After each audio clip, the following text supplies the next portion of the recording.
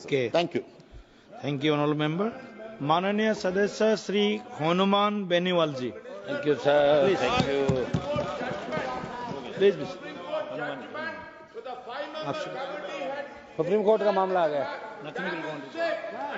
कोई रिकॉर्ड में नहीं जाएगा, कोई रिकॉर्ड में नहीं जाएगा। आप बोलिए, शुरू कीजिए। सदन के अंदर आज जल शक्ति मंत्रालय के अनुदान मांगों पर चर्चा हो रही है। सदन के साथियों ने इस महत्वपूर्ण मंत्रालय के अनुदान मांगों पर अपने अपने विचार रखे। जल है तो कल है, जल है तो जीवन है।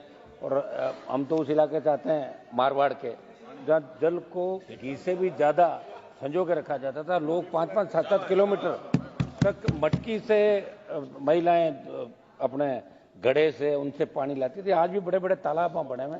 बहुत बड़ी समस्या पानी को लेकर जल शक्ति मंत्रालय के अंदर पीने के पानी के साथ साथ सिंचाई के पानी की भी व्यवस्था की बात सब लोगों ने कही। 25-26 का जो जल शक्ति मंत्रालय का बजट था सभापति जी, वो 99,503, जो 24-25 के बजट 98,714 से थोड़ा सा ज्यादा है। इसमें और ज्यादा बजट लेते हैं। निश्चित रूप से आज आवश्यकता देश के अंदर बेरोजगारी को, अगर आप डिमांड कर दीजिए, ज्यादा देने का डिमांड कर दीजिए। बेरोजगारी को आप क्या करूं सर? डिमांड कर दीजिए, आप मांग कर दीजिए। अच्छा, मैं डिमांड पर डिमांड करूंगा ना। हाँ, ये जरूरी। मैं कह रहा हूं साहब, अगर बेरोजगारी को खत्म करना हो तो हर खेत सिंचाई का पानी आप लेके चले जाओ, बेरोजगारी 80% खत्म हो जाएगी आपका। राजस्थान सहित देश के कई राज्यों में पेयजल की कमी और सरकारी योजनाओं के बावजूद लोगों को शुद्ध पेयजल नहीं मिल रहा है सभापति जी। दूसरी तरफ भूजल के अंदर यूरेनियम और आर्सेनिक सहित विभिन्न संदूषकों के कारण बढ़ रहा प्रदूषण चिंता का विषय। वर्ष 84 में हमारे राजस्थान के 236 में से 203 ब्लॉक सुरक्षित थे, क्योंकि उस वक्त 35% पानी का दोहन होता था। सरकारी आंकड़ों और समाचार पत्रों के अनुसार 30 वर्षों के बाद भूजल दोहन 114% बढ़ गया। अब मात्र 12% ब्लॉक ही सुरक्षित बने। इसलिए मंत्री जी, आपसे मैं विशेष आग्रह करूंगा कि राजस्थान के अंदर आप विशेष रूप से ध्यान दें।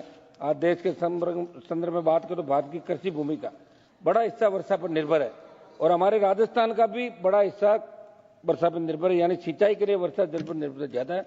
और भारत की 2/3 कृषि भूमि सूखाग्रस्त है।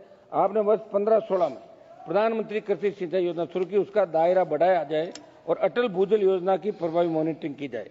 मंत्री जी, नदियों और नहरों में बढ़ता प्रदूषण बहुत बड़ी चिंता का विषय है।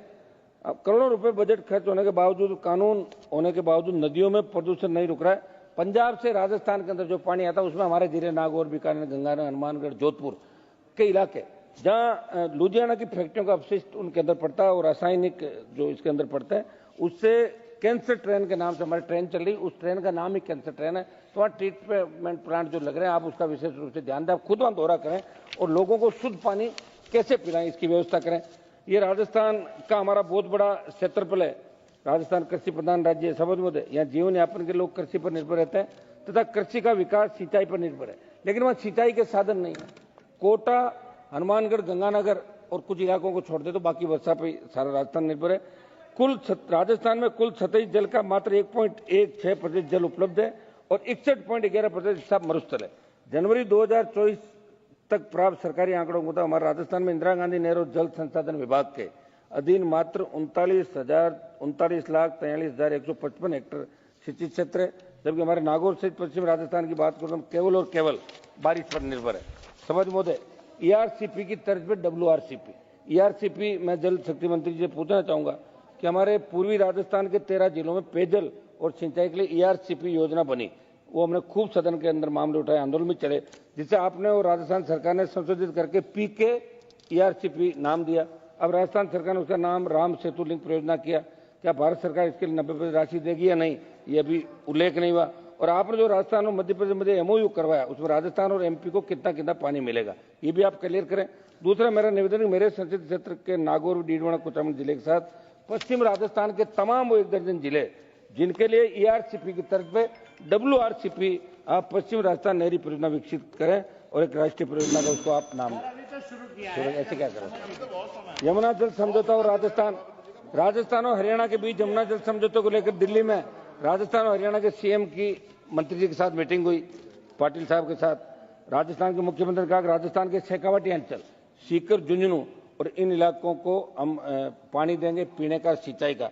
मैं आपको पूछना चाहता हूं मंत्री जी, वो समझौता क्या था क्या वो हवा के अंदर था, वास्तविक था? तो उसका कुछ बताना तो सही था कि हम जाके उस बात को कहें। ये मेरा निवेदन, सीकर, चूरू, झुंझुनू के अंदर पानी कैसे मिले? पंजाब से मिले राजस्थान के हिस्से का पूरा जल। मोदी जी 31/12/1981 को पंजाब, हरियाणा, राजस्थान के तत्कालीन मुख्यमंत्री के मध्य रावी, व्यास नदियों के अधिक के जल के बंटवारे के समझौते की तरफ आगे बताना चाहूंगा कि राजस्थान को अब भी 0.60 MA पानी नहीं मिल रहा है। और पंजाब सरकार जब इस समझौते को समाप्त करने के उद्देश्य विधेयक लेकर आई, तब माननीय सुप्रीम कोर्ट ने विशेष संदर्भ संख्या 1/2004 में रावी व्यास जल के संबंध में पंजाब समाप्ति अधिनियम 2004 को गलत माना। इसलिए मेरी मांग है कि केंद्र हस्तक्षेप करके राजस्थान को पंजाब से उसके हिस्से का पूरा पानी दे। राजस्थान बार बार आपको सीटें दे रहा है, 25-25। इस बार गड़बड़ हो गई थी, मैं उधर हो गया तो 11 इधर आ गई, नहीं तो यहाँ भी इस बार भी ठीक रह। इनको मैं ले आता, इनको ले आता मैं साथ में, हम 25 ले आते। समाप्त कीजिए आप समाप्त कीजिए प्लीज। रामगढ़ बांध और अतिक्रमण, समझ मुझे, जयपुर पूरा शहर रामगढ़ बांध से पीने का पानी आता था। दुर्भाग्य से जल शक्ति मंत्री जी को मैं कहना चाहूंगा कि राजस्थान के जयपुर जिले में स्थित रामगढ़ बांध की तरफ आपका ध्यान दिलाना चाहूंगा। रामगढ़ बांध के बाव क्षेत्र का गला घोंट दिया गया, पर राजस्थान सरकार को नजर नहीं आ रहा है। ने जिम्मेदार अफसरों को हाईकोर्ट के निर्देशों के बाद मंत्री जी रामगढ़ बांध के बाव क्षेत्र में बनाए गए फार्म हाउस, रिजोर्ट, होटल, अस्पताल, मेडिकल कॉलेज बार बार कंटेम्प्ट में भी जा रहे हैं। तो इनको आप धराशायी करें और पीने के पानी की व्यवस्था। एक मिनट, जेजेएम लास्ट समाप्त करूंगा सर। जेजेएम और राजस्थान जल जीवन मिशन को लेकर बड़े दावे आप करते हैं। हमारे राजस्थान में जल जीवन में भारी भ्रष्टाचार हुआ था पूर्ववर्ती सरकार से। मंत्री जी, जल जीवन मिशन में पूर्ववर्ती सरकार के समय भारी भ्रष्टाचार राजस्थान के अंदर, पुरानी सरकार थी, और वहां के जल जो मंत्री थे उनके घर ईडी की रेड हुई, सीबीआई की रेड हुई।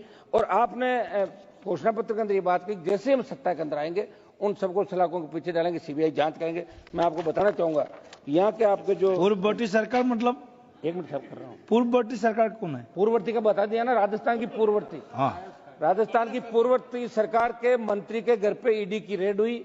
आपने ये कहा कि आप हमें वोट दो, हम जांच कराएंगे, लेकिन वो बात आगे नहीं बढ़ी, 1.25 साल से वहीं पड़ी। हम चाहते वो भी जांच करो, ये भी करो। एक मिनट समाप्त खत्म कीजिए। समझ नहीं होते ये आप इनकी जांच तो कराओगे ही कराओगे। फर्जी कंप्लीट ये सर्टिफिकेट इन्होंने 900 करोड़ से अधिक राशि के टेंडर कर दिए, कंप्लीट हो गए, गांव से लिखा दिया इन लोगों ने।